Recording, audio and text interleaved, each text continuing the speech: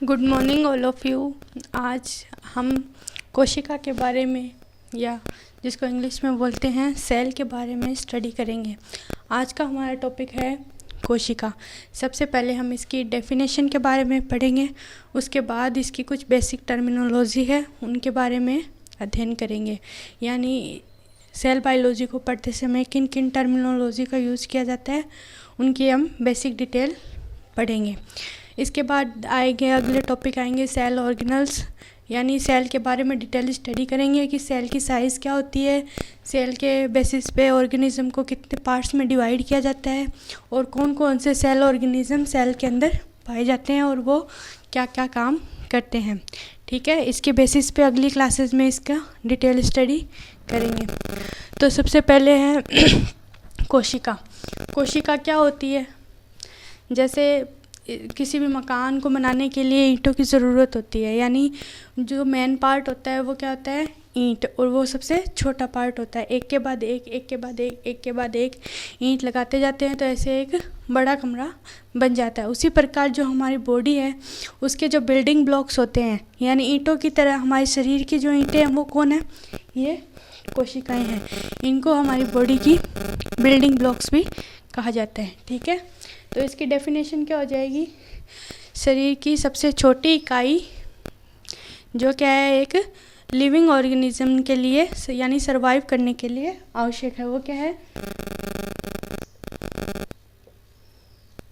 Body की smallest unit. Smallest unit है जो क्या है, सर्वाइवल के लिए आवश्यक है। इसको डिस्कवर किसने किया? ये डिस्कवर बाय रॉबर्ट हुक। ठीक है, डेफिनेशन हो गई, डिस्कवर किसने किया ये हो गया। इसके बाद एक टर्मिनोलॉजी आती है, इसके बाद एक टर्मिनोलॉजी आती है सेल बायोलॉजी। ठीक है, तो सेल बायोलॉजी क्या है? सेल का मतलब क्या हो गया? कोशिका। और बायोलॉजी क्या हो गई? विज्ञान। ठीक है, यानी जीव विज्ञान। तो सेल बायोलॉजी क्या हो गया? विज्ञान की वह शाखा जिसमें किसका अध्ययन किया जाता है? कोशिका का अध्ययन किया जाता है, वो क्या कहलाती है? सेल बायोलॉजी कहलाती है। ठीक है, इसके बाद दूसरी टर्मिनोलॉजी आ जाती है, कौन सी? साइटोलॉजी।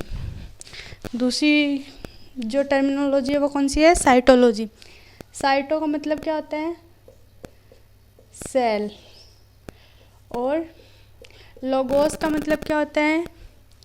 To study. ठीक है, विज्ञान की वह शाखा जिसमें सेल से संबंधित स्टडी की जाती है उसको क्या बोलते हैं? साइटोलॉजी बोलते हैं। इसमें किसका अध्ययन किया जाता है? सेल की संरचना का अध्ययन किया जाता है। ठीक है, फादर ऑफ साइटोलॉजी कौन है? जिसने कोशिका की खोज की, वही क्या है? Father of cytology. ये कौन है? Robert Hooke. ठीक है, शॉर्ट में लिखेंगे इसको RH। कौन है? Robert Hooke. ठीक है, अब है सेल से संबंधित की पॉइंट्स, यानी सेल के बारे में मुख्य मुख्य कौन सी बातें हैं जो याद रखने वाली है, उनको हम क्या बोलेंगे?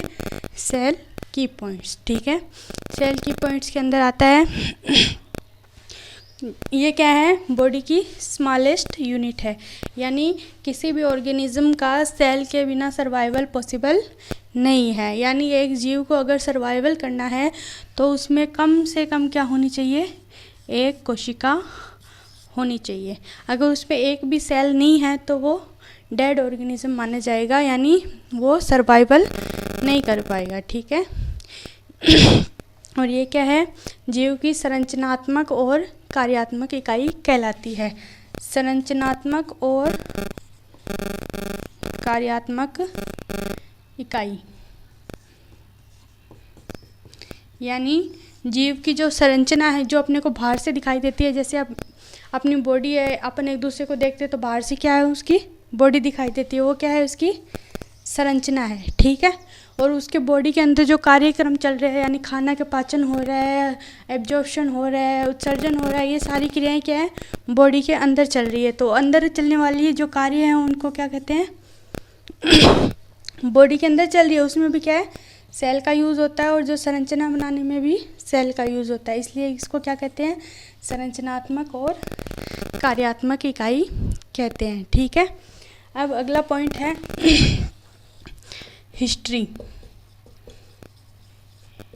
यानी सेल की हिस्ट्री क्या है। अब सेल की हिस्ट्री क्या है, हिस्ट्री का मतलब है कि इसकी खोज कैसे हुई, यानी सबसे पहले ये अस्तित्व में कैसे आई। सबसे पहले इसको रॉबर्ट हुक ने खोजा, है ना।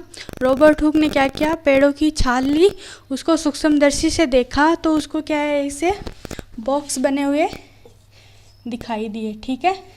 ये क्या थी, मृत कोशिका भित्ति थी, इसको इन्होंने क्या है, कोशिका का नाम दिया, ठीक है। सबसे पहले रॉबर्ट हुक ने देखा और मृत छाल यानी कॉर्क में देखा, ठीक है। इसलिए डिस्कवर का नाम लेते हैं तो किसका नाम आता है, रॉबर्ट हुक का नाम आता है, ठीक है। ये तो क्या थी, डेड थी, इसको किसने खोजा, रॉबर्ट हुक ने खोजा, ठीक है। फिर उसके बाद लिविंग ऑर्गेनिज्म को देखा, यानी लिविंग सेल को सबसे पहले किसने देखा, एंटनी वॉन लीवनहॉक। एंटनी वॉन लीवनहॉक ने सबसे पहले क्या है, लिविंग सेल को देखा,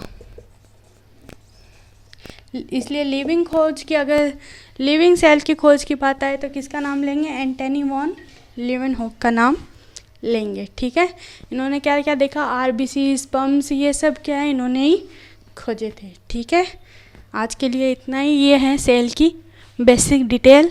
अब कल अपन पढ़ेंगे संरचना, प्रकार और सेल ऑर्गेनिज्म के बारे में पढ़ेंगे, ठीक है।